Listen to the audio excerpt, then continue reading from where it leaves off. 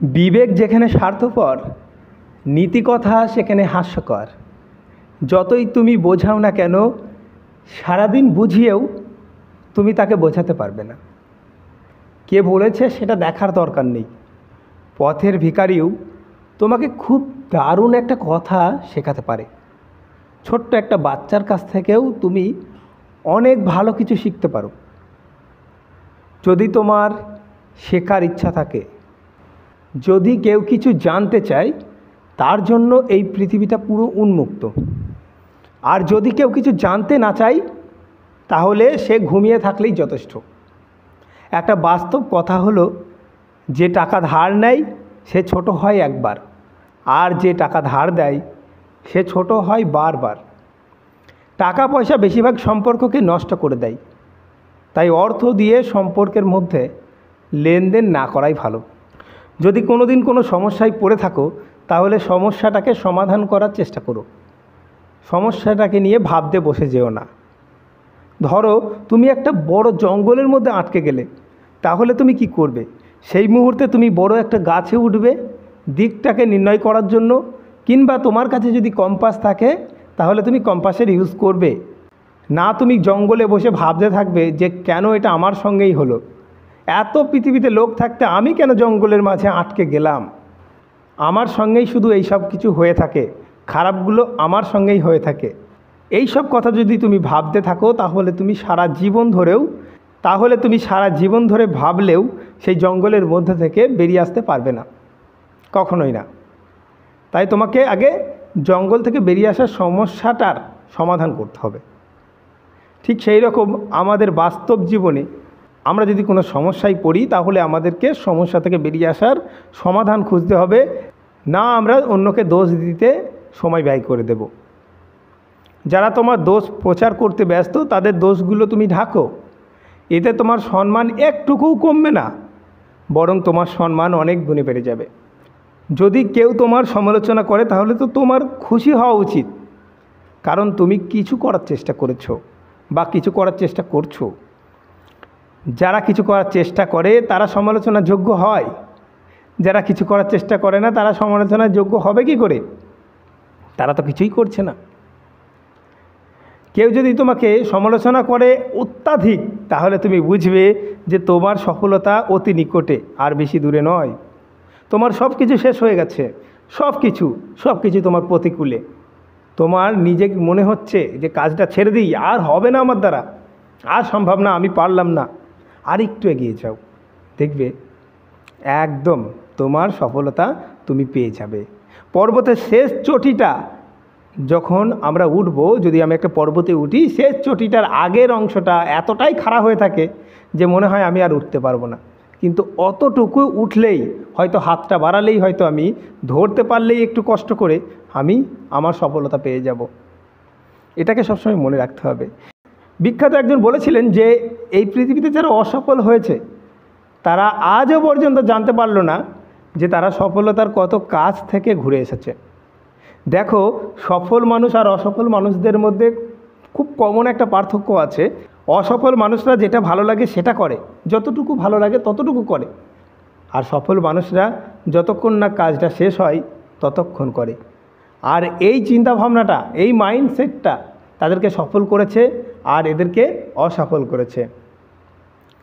মানুষকে যতটা বলার দরকার তার থেকে বেশি বলা বন্ধ করো। মানুষকে যতটা জানার দরকার তার থেকে বেশি জানা বন্ধ করো। তুমি যখন মানুষকে পরামর্শ দেবে, তখন মানুষ তোমার পরামর্শ নেবে না। তাই তাকে ভুল করতে দাও, তাকে বুঝতে দাও।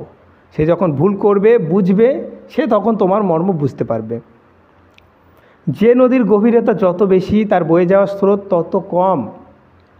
ঠিক সেই রকম আমাদের সমাজে, আমাদের বন্ধু মহলে এবং আমরা যাদের সঙ্গে চলাফেরা করি বা আমাদের পরিবারেই এমন কিছু মানুষ থাকে যারা অত্যাধিক নিজেকে জ্ঞানী মনে করে, সব কিছুতে নিজে দক্ষতা দেখানোর চেষ্টা করে আর অপরকে ছোট করার চেষ্টা করে। মনে রাখবে, তুমি যদি তোমার কাজ দিয়ে জায়গাটাকে দখল করতে পারো, যে যতই তেল দিক না কেন, তোমার জায়গা দখল করার ক্ষমতা কারো নেই। আর যদি কেউ তেল দিয়ে জায়গা দখল করে, তার জায়গাটা ক্ষণস্থায়ী, যখন তখন চলে যেতে পারে। তাই তুমি তোমার কাজ দিয়ে জায়গাটাকে দখল করো। কর্মের বিকল্প কিচ্ছু নেই। তুমি কর্ম করে যাও, দেখবে তুমি এমন একটা জায়গায় পৌঁছে যাবে যেই জায়গাটায় যাবে বলে তুমি চিন্তাই করতে পারোনি। তুমি যতদূর ভাববে তার থেকে অনেক এগিয়ে যাবে। যতদূর ভাববে তুমি কখনোই তোমার অতীতে গিয়ে অতীতকে পরিবর্তন করতে পারবে না, আবার ভবিষ্যৎটাকেও পরিবর্তন করতে পারবে না। তাই তুমি যেটা পারো সেটা তোমার বর্তমানকে পরিবর্তন করতে। আর এই বর্তমান, অতীত এবং ভবিষ্যৎকে দুটোকেই পরিবর্তন করে রেখে দেবে। যদি তুমি একটা বাড়ি কিনতে চাও তাহলে তুমি একটা জমি কিনে শুরু করো। ছোট্ট থেকে প্রত্যেকটা জিনিস শুরু করতে হয়। যদি তুমি একটা সাম্রাজ্যের মালিক হতে চাও তাহলে ব্যবসা শুরু করো। যদি তুমি সুস্থ থাকতে চাও তাহলে আজ থেকেই তোমার খাবারের দিকে ধ্যান দাও। তোমার প্রত্যেকটা খাবার ভালো খাওয়ার চেষ্টা করো। যেটা খেলে তুমি সুস্থ থাকবে সেটা খাও, আর যেটা খেলে তুমি অসুস্থ হবে, আজকে না হলেও ভবিষ্যতে অসুস্থ হবে, সেটা তুমি খাওয়া বন্ধ করো। আজকে যদি তুমি নিয়মিত স্যালাড খেতে শুরু করো, আগামীকাল তুমি পাতলা হবে? কখনোই হবে না। আজকে যদি রাতে তুমি 4টে বার্গার খেয়ে নাও, আগামীকাল তুমি 10 কিলো ওয়েট বাড়িয়ে মোটা হয়ে যাবে? কখনোই হবে না। এগুলো হলো দীর্ঘস্থায়ী একটা পথ। যখন তুমি একবার মোটা হয়ে যাবে, তখন তুমি যখন নিজের শরীরের দিকে দেখবে তখন আর কিছু করার থাকবে না। কারণ তুমি মোটা তো হয়েছো ভালো কিছু খেয়ে, কিন্তু তুমি যখন নিজের শরীরটাকে ঝরাতে যাবে তখন তোমাকে পরিশ্রম করতে হবে। আর সেই পরিশ্রমটা তুমি যদি কন্টিনিউ না করতে পারো তাহলে তুমি কখনোই আগের অবস্থায় ফিরে আসতে পারবে না। আর একটা কথা বাস্তব, যে একবার কোনো মানুষ যদি তার শরীরের যে গঠন সেটা ছেড়ে দেয়, সেই অবস্থায় আর ফিরে আসবে না। হয়তো তার থেকে ভালো হবে, কিন্তু সেই অবস্থায় আর আসবে না। যদি তুমি জ্ঞানী হতে চাও তাহলে তুমি প্রত্যেক দিন বই পড়া শুরু করো। যদি তুমি বিশ্ব ভ্রমণ করতে চাও তাহলে তুমি অর্থ সঞ্চয় করার চেষ্টা করো। যদি তুমি একজন ভালো নেতা হতে চাও তাহলে তুমি প্রথমে নিজেকে নেতৃত্ব দিয়ে শুরু করো। যদি তুমি একজন ভালো বাবা মা হতে চাও তাহলে তুমি একজন ভালো আদর্শবান মানুষ হওয়ার চেষ্টা করো। যদি তুমি সফল হতে চাও তাহলে তুমি ছোট ছোট পদক্ষেপ নেওয়া শুরু করো। ছোট ছোট ভুল থেকে নিজেকে সরিয়ে রাখো। মনে রেখো, বিন্দু বিন্দু করে সিন্ধু হয়। আর একটা কথা মনে রেখো, যে আমরা বড় মাউন্ট এভারেস্টে আমরা বড় বড় পাহাড়ের সঙ্গে হোঁচট খাই না, ছোট ছোট পাথরের সঙ্গে খাই।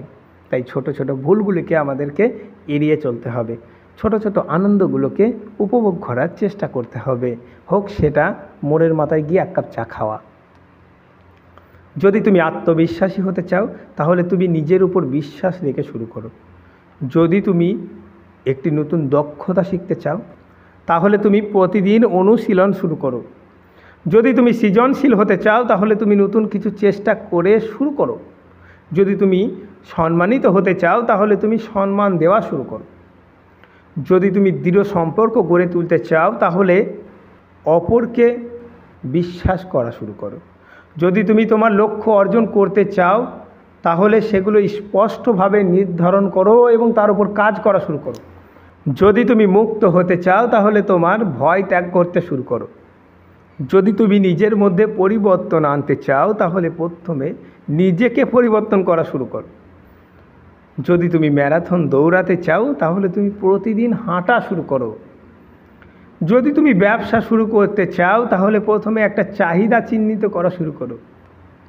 যদি তুমি অন্যদের সাহায্য করতে চাও তাহলে প্রথমে নিজেকে সাহায্য করতে শুরু করো। যদি তুমি একটা ভাষা শিখতে চাও তাহলে প্রতিদিন অনুশীলন শুরু করো।